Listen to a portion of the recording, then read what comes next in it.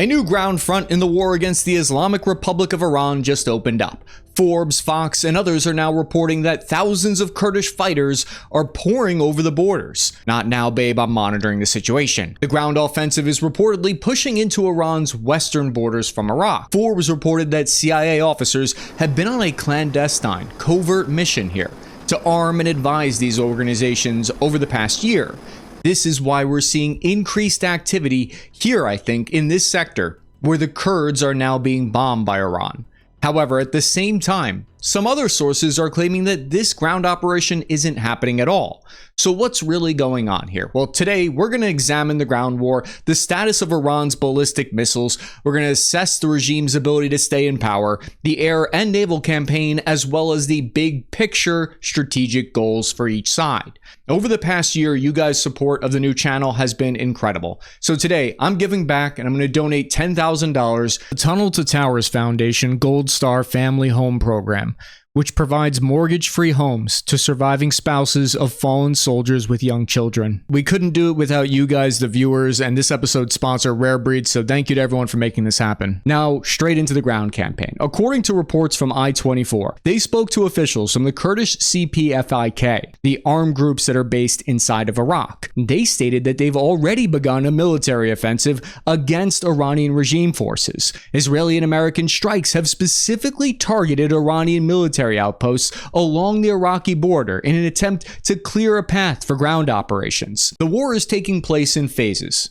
that are distinguished by the type of targets they're choosing. According to ISW think tank, the first phase of the campaign suppressed Iranian air defenses, and it decapitated its command and control, and it limited its ability to retaliate with ballistic missiles and drones. And now this second phase that we're entering is about knocking out the production of ballistic missiles. It's an attempt to pave a ground invasion for partner forces. You can see the hits from this unclassified map that was released by the Department of War. This is where we're seeing intense waves of airstrikes that are knocking out a bunch of the frontier Iranian guard posts and police stations all along the border. Parts of Iran's border with Iraq, I should say. President Trump said that he is currently choosing those targets to clear a path for them. Because throughout history, there are very few examples of successful regime change operations without some kind of boots on the ground, whether it's partner forces or not. According to Kurdish officials, they began taking combat positions inside Iranian territory as early as Monday, March 2nd. Reports on the ground stated that Iranian forces had evacuated the border city of Marwan and are setting up defensive positions nearby. The Kurdish commander said thousands of their fighters are already deployed deep inside Iran's Zagros mountain range. It's very, very difficult terrain to fight in. These Kurdish armed factions are prepared to cooperate with US and Israeli officials, they said. Now, multiple sources are now reporting that Mossad operatives are also launching attacks from inside, deep inside Iranian soil, as part of surgical, covert ground operations. Israeli commander Major General Tom Barr revealed hints about this, saying, quote, "Fighters from the Air Force special units are currently carrying out extraordinary missions that could only ignite the imagination." According to one former Mossad official who spoke to The Guardian, a series of short-range munitions that were launched against the IRGC along the outposts on the border in recent days bore these hallmark distinguishing factors of Israeli intelligence missions. This episode's sponsor is Rare Breed. We partnered with them to make the $10,000 donation to Tunnel and Towers Foundation for Gold Star families. Rare Breed makes some outstanding products. We really appreciate their support and for making today's rundown possible. If you look at where these targets are, they're at the key access points that would allow the more lightly armed Kurdish groups with CIA paramilitary advisors to cross into Iran. There are 9 official border crossing points between Iraq and Iran. The geography here, though, is difficult to fight in. It's mountainous terrain that makes it easy for them to surveil and look at these key access points. However, what people forget is the top strength of these Kurdish organizations. It's estimated to be about 8,000 actual fighters, with some MRAPs armed with some lightly armored Humvees, which would be a challenge to invade Iran without a large tank force. I've seen other estimates that say that their strength is in 200,000 fighters, but I don't know if that's an accurate force strength assessment. Oh, and speak of the devil, we see this new geolocated footage shows Humvees being transported to near Iran's border to support the Kurdish fighters. Now, I think their role would be to open up another insurgent front, not necessarily a conventional war campaign. Now, the concern here is that oftentimes when a ground faction is involved in overthrowing a regime, like when Gaddafi was overthrown in Libya. It can spiral into chaos and into civil war. However, it appears that Israel and the United States would prefer that outcome of a chaotic outcome to the Islamic Republic of Iran staying in power.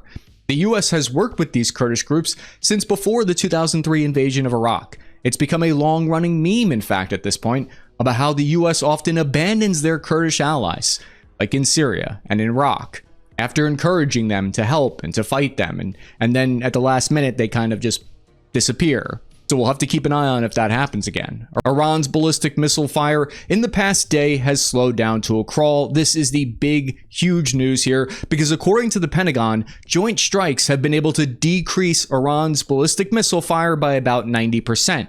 Most of that happened in just the last day. Iran's one-way attack drones have decreased by 73% from the opening days. Take a look at these estimates here. It shows it much better. All types of munitions are down and degraded across the board, while munitions fired by the US and Israel are only increasing. Here it is on a graph that shows it better again. Is this a purposeful strategy on the IRGC and Iran's part to slow fire, to protract the war? Possibly. Are they holding back and saving missiles? It's unlikely. Evidence that this is happening, this slowdown, is because of 400 ballistic missile mobile launch trucks that have been destroyed in the past 5 days.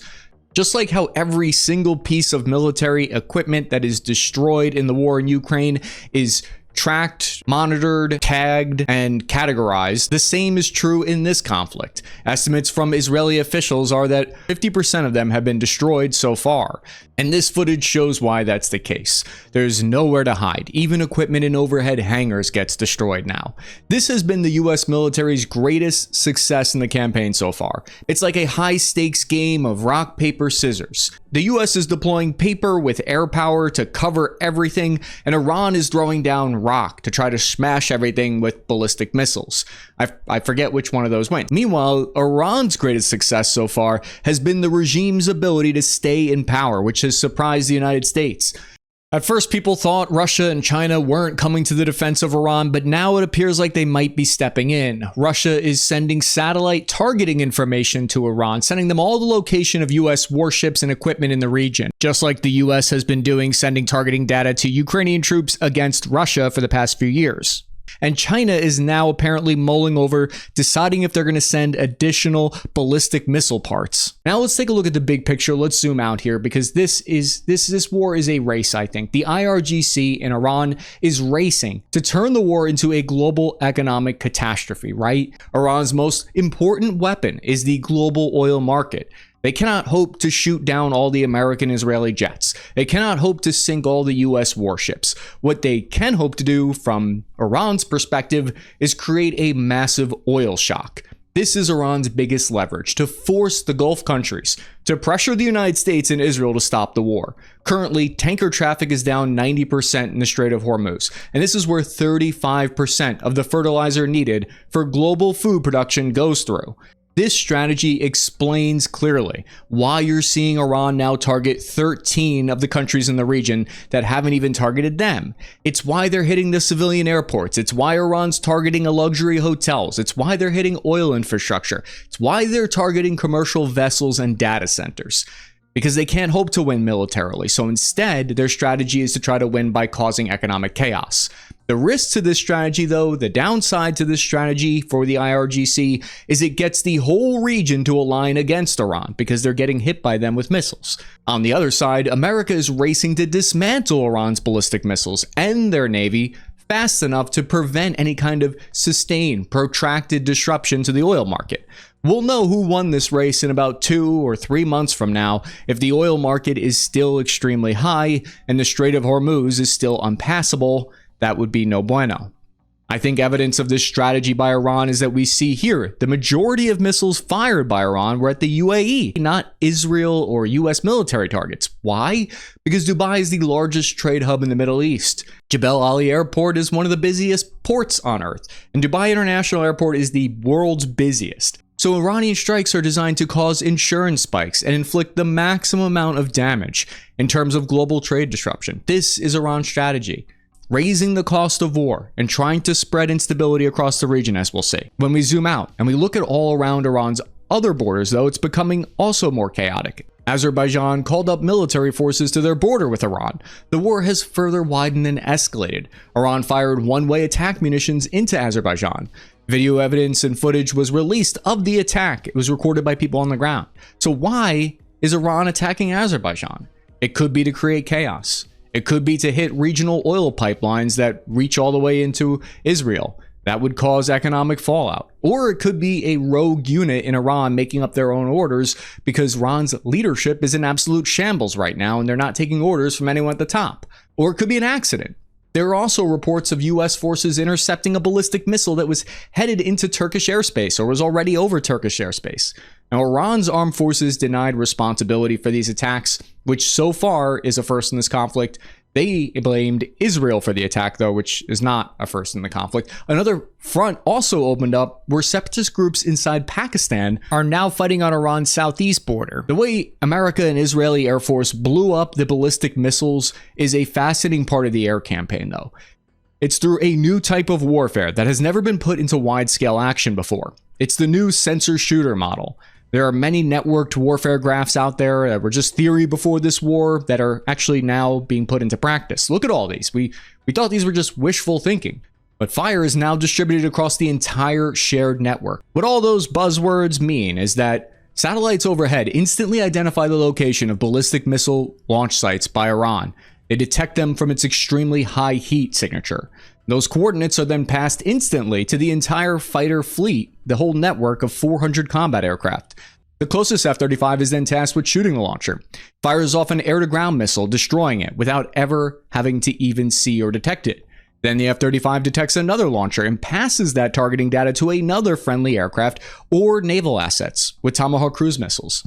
That's just wild to see in practice after it being theory for so long. Here we see new footage of American B-52 bombers taking off to conduct missions over Iran.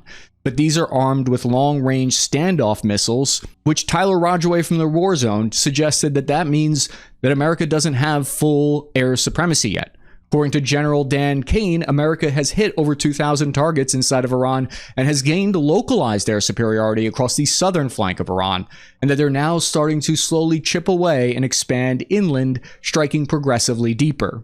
Because Reaper drones overhead are creating what you could think of as like a 24/7 CCTV surveillance feed, real-time surveillance of whenever Iran tries to launch a missile. Or as the official White House account put it, a Call of Duty call streak is called in. When we look at launching from underground silos, it takes far longer to fire those type of missiles. US forces, the type of silos that we have here in America, I believe it takes about 24 hours to reload one of those underground missile silos and fire another volley. The rate of fire for mobile launchers is much faster. So from firing these protected sites, it's much slower. But troops continue to face a determined and dangerous enemy inside of Iran anyway. For Iran's part, they've inflicted some serious significant damage as well. Confirmed damage to US military equipment are a few radar stations, including the ANS FPS-132, we believe, which is a strategic level asset worth billions of dollars. These are the systems that are responsible for tracking incoming ballistic missiles, and they've been hit. The IRGC in Iran is trying to disrupt the US military's ability to communicate and coordinate. ISW reported that the strikes damaged several buildings, including aircraft shelters and equipment warehouses in Kuwait. Open source intel on X said, quote, satellite images show Iranian attacks on US Ali al-Salim Air Base in Kuwait impacted over 20 hits. A Patriot air defense system, hangars, radars, launchers, and other military buildings were likely hit. On March 5th, ballistic missiles were still hitting American military bases in Bahrain and around the Gulf. Iran is accomplishing the most damage with its hitting of soft targets, though, civilian assets, like oil tankers. If you just look at the maritime traffic platform here, around 200 oil tankers remained at anchor in open waters. What is more clear is that what is happening at sea, though, because a US Navy attack submarine attacked an Iranian warship that was leaving port from a joint Indian training exercise. So they were chilling. They thought they were just coming back from this training exercise. And then the Iranian naval vessel, the IRS Dina, that had 130 sailors aboard, operating far from home in the waters of Sri Lanka, this massive vessel, about 1,500 tons, had multiple weapon systems on it, torpedoes, anti-ship missiles, and cannons on board. The American submarine was just waiting for them. You're looking at unclassified released combat footage of the sinking here. The U.S. attack submarine launched the Navy's primary heavyweight torpedo, the Mark 48. The Mark 48 is designed specifically to destroy large warships. It homes in using sonar. It could chase targets at speeds of up to 50 knots, which is nearly twice as fast as the Iranian Dina could go.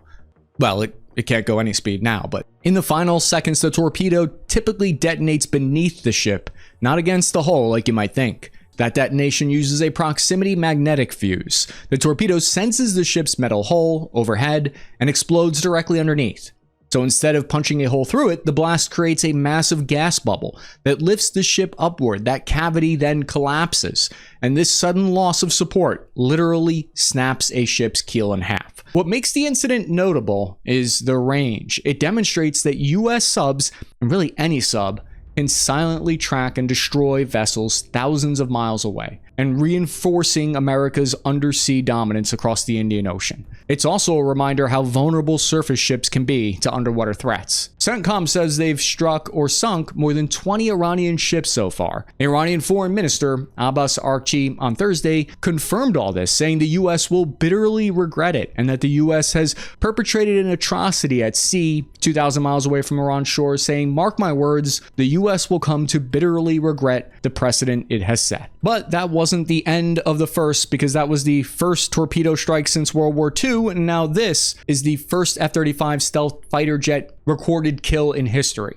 This footage was released by Israel of the engagement. The shootdown of a piloted aircraft was announced by the Israeli Defense Forces on March 4th, 2026. Footage circulated online. The Israeli F-35 Adir, piloted by one of their most junior fighter pilots reportedly, got into a dogfight with an Iranian Air Force Yak-130. This is a Russian-made aircraft that is used as a reconnaissance and light attack aircraft. It's one of the most advanced fighters that Iran has in its inventory, and it's meant to mimic the capabilities of 4th and 5th generation fighters. Even outdated aircraft can be a serious threat for fighters in the sky. The Yak-130 was carrying 3,000 kilograms or 6,000 pounds of ordnance on 9 hardpoints under its wings. With its digital glass cockpit, it's able to fire guided air-to-air missiles. We hear the Israeli Air Force Chief Major General Tamar Bar say over the radio, quote, "The historic interception over the skies of Tehran is an expression of the Air Force's power and your personal determination. The next mission is already waiting for you."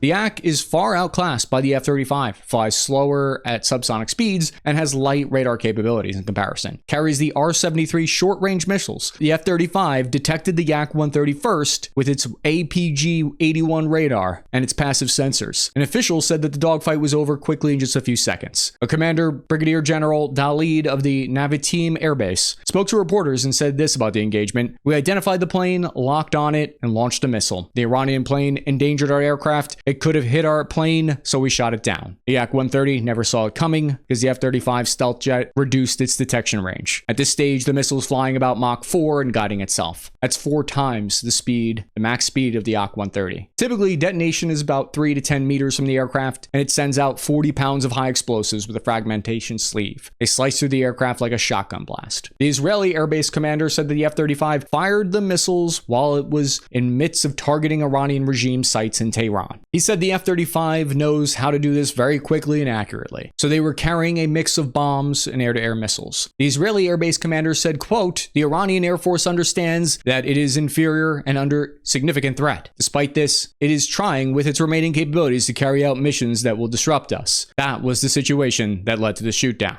The Air Base commander said, "We encounter the enemy during our sorties in Iran, but it is a weak enemy." The over 400 American and Israeli fighter jets in the sky have faced off against a large Iranian Air Force, although it's questionable how many are operational. We know that before the 2026 war, the Islamic Republic of Iran had relatively large but extremely aging fleet. Much of it was from the 1970s U.S. arms sale before the 1979 revolution. So the total numbers vary depending on what you want to count as active, but most defense databases put the total Iranian Air Force inventory at around 400 aircraft, with roughly 150 operational combat aircraft and 30,000 Air Force personnel. They had 63 F-4 Phantoms and 41 of the F-14 Tomcats, along with 35 F-5s and 30 MiG-29s, along with 24 of the Su-24s and Su-22s. The IDF had just finished bombing Iranian fighters as they were trying to take off, apparently. So an Iranian F-4 and F-5 were hit while they were on the runway trying to take off. The shoot down of the Iranian manned tactical jets follows two others that occurred at the hands of the Qatari Air Force, which swatted away a pair of Su-24 fencers out of the sky. The Qatari Air Force, according to Osanet Defender, used an F-15QA and shot down the pair. And they were detected crossing the Persian Gulf at low altitudes in the direction of Qatar, with officials telling CNN that the Su-24s came within 2 minutes of launching strikes on U.S. forces at the Al Udeid Air Base. Watching the skies is eerie to see, though. The airspace closures over Sudan and Africa, over Ukraine and Eastern Europe, and now over the Middle East. If war were to happen in the Pacific, this is what the skies would look like everywhere, just empty, no air travel. Something I've never seen in my life. This much disruptions. The billion-dollar question, though, that everyone is asking is whether or not Iran will be able to continue firing ballistic missiles and drones long enough to drain the US and its allies of interceptors. Tactical Sustainment on Instagram did a really good assessment, I think. I enjoy doing average infantryman math myself, and that's what this is. It's basic back-of-the-napkin reverse calculation. It shows the known number, which is reported that 282 ballistic missiles were intercepted so far. So if we assume, this is what this account did, they assumed 70 were US engaged threats, 80 were estimated to be Patriot interceptors that were fired. So they estimated a 3,000 US Patriot inventory. Production capacity is believed to be between 300 and 620 Patriot missile interceptors produced per year. So we're talking about less than 30% of 1 year's production run. The question is, though, will the amount of interceptors, the rate that they're fired, increase or decrease over the coming days? If it stays the same, it will eat into the overall stockpiles larger. If not, it's a negligible amount.